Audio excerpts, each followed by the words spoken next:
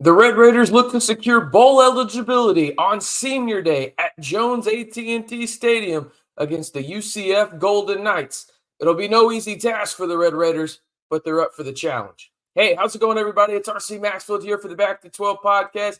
If you haven't already, be sure to like the video, hit that subscribe button, and while you're at it, you might as well hit that notification bell so you're notified right away on the latest in everything when it comes to Texas Tech football and men's basketball all year long. We've got you covered with game previews, game recaps, recruiting updates, and so much more. So if you want to be a part of one of the most engaging Texas Tech communities here on YouTube, you know what to do. Hit that subscribe button and stay in the know right here on the Back to 12 podcast channel. And speaking of engaging, I want to hear from you guys.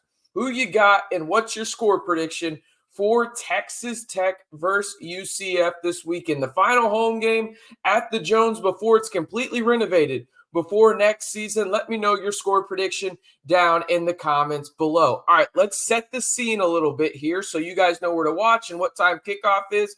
Obviously, it's at Jones AT&T. Kickoff is set for 4 p.m. Central Time on FS2. Yes, not FS1, FS2. Now, the history between these two teams, well, it's just starting.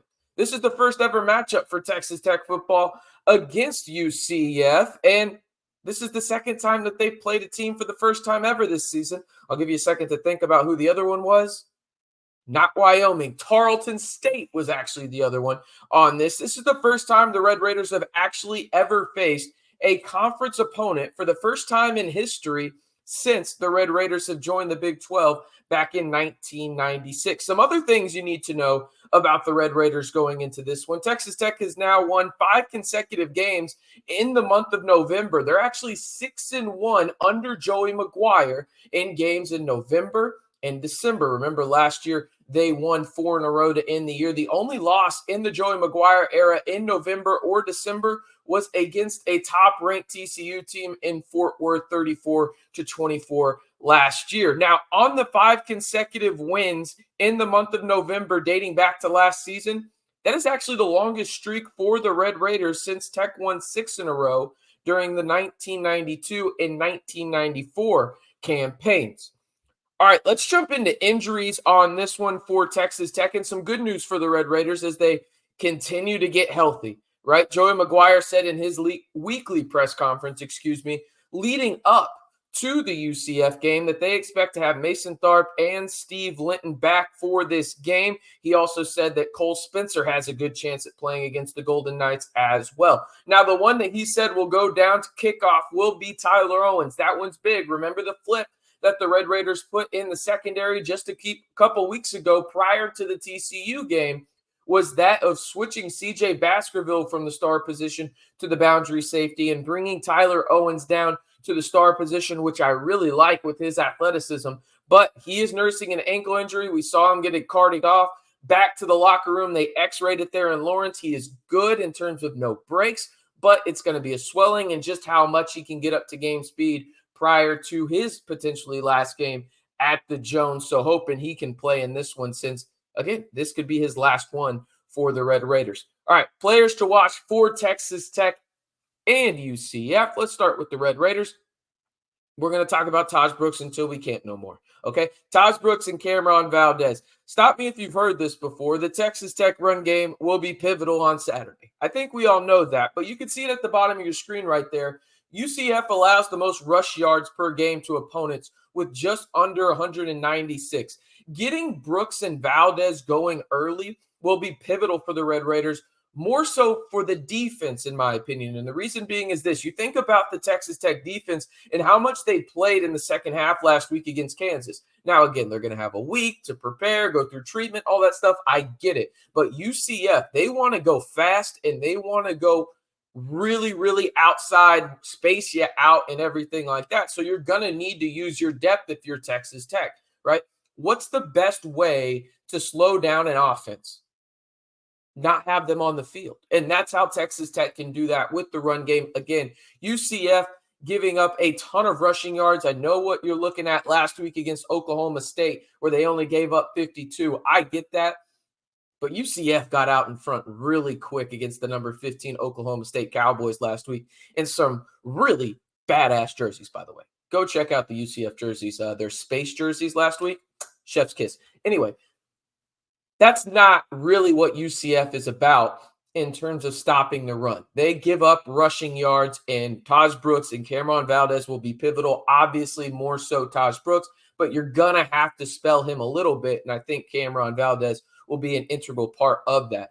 Another guy that I'm watching, CJ Baskerville. We talked about the switch that him and Tyler Owens had in the Texas Tech secondary. He has led the Red Raiders in consecutive weeks since that move has happened against TCU and number 16 Kansas at the time in tackles. Has the transfer from San Diego State. One of the guys I was really excited about that Joey McGuire and crew landed in the portal. He's a guy that's going to be big in terms of not allowing UCF to have those chunk plays. And we'll talk about the two wide receivers here in just a second for UCF that you're going to need to know. And John Reese Plumlee, their quarterback, is really, really targeting this year. Okay. Next, Texas Tech edge group. Okay. They're going to have to set the edge. And I know, hey, that's the edge group. That's what they're supposed to do. Setting the edge will be absolutely critical for this team because it's not only impacting the run game, and we'll talk about the running back, RJ Harvey, here in just a second and what he's done this year for the Golden Knights, but also John Reese Plumlee, who loves to run as well. He is a true dual threat quarterback and dual sport athlete in terms of he plays for UCF football and baseball, but he is a dual threat athlete and quarterback. When it comes down to it, Texas Tech is going to have to set the edge and keep everything within the tackles in this one. All right, let's talk a little bit more about John Reese Plumlee for UCF. He missed some time this year, did the UCF quarterback due to an injury, but he's one of the most dynamic quarterbacks in the Big 12, right? The Golden Knights almost beat Oklahoma in Norman. They throttled Oklahoma State. Maybe they have a vendetta against Oklahoma. I don't know. But he creates problems, right? And he loves to throw to two guys in particular, in Javon Baker and Kobe Hudson, right? Both guys over 700 yards receiving this year, big-time chunk play wide receivers. Those are the guys you need to know in the passing game for UCF and the guys that John Reese Plumlee is going to target quite often. Now, in the run game, I mentioned him already. It's RJ Harvey, number 7. He's averaging 6.4 yards a carry. That's pretty good. I don't need to tell you that, but I'm going to say it anyway, right? He's got over 1,000 yards rushing. He's got 12 touchdowns. They are a cerebral offense that likes to space you out and go quick. It starts with the quarterback, but RJ Harvey is dynamic out of the backfield, and it is something that the Red Raiders are going to have to really key in on this week in terms of stopping the UCF run game and trying to make John Reese Plumlee one-dimensional. And the best way to do that, take RJ Harvey out of the equation. Now, on the defensive side, the guy that I'm watching out for is Jason Johnson. He leads UCF in tackles with 86. The next closest is basically 30 away at 57, right? So he is their lead tackler in this one and a guy that every Red Raider fan needs to know defensively for UCF. The must-watch matchup for me, though, it's the Texas Tech defensive line against the UCF offensive line. And again, who will insert their dominance in this one? I already mentioned it in terms of UCF is first in rushing yards per game, right? Allowed. Well, they're also first in rushing yards per game as a team, right? With 233.7, while Texas Tech allows just under 150 at 147.2 rush yards per game. I mentioned RJ Harvey. I mentioned John Reese Plumlee in terms of how dynamic he is in terms of his dual threat ability. If Texas Tech can set the edge, they will have a much better chance of really funneling that UCF run game between the tackles. And we know how well the Red Raiders linebackers have played these past couple weeks now that you got Jacob Rodriguez back. You've got guys like Bryce Ramirez, Ben Roberts, Josiah Pierre. It goes on and on, right? You want to keep them between the tackles because you have a better chance at limiting those big chunk plays. But if UCF can get to the edge, look out.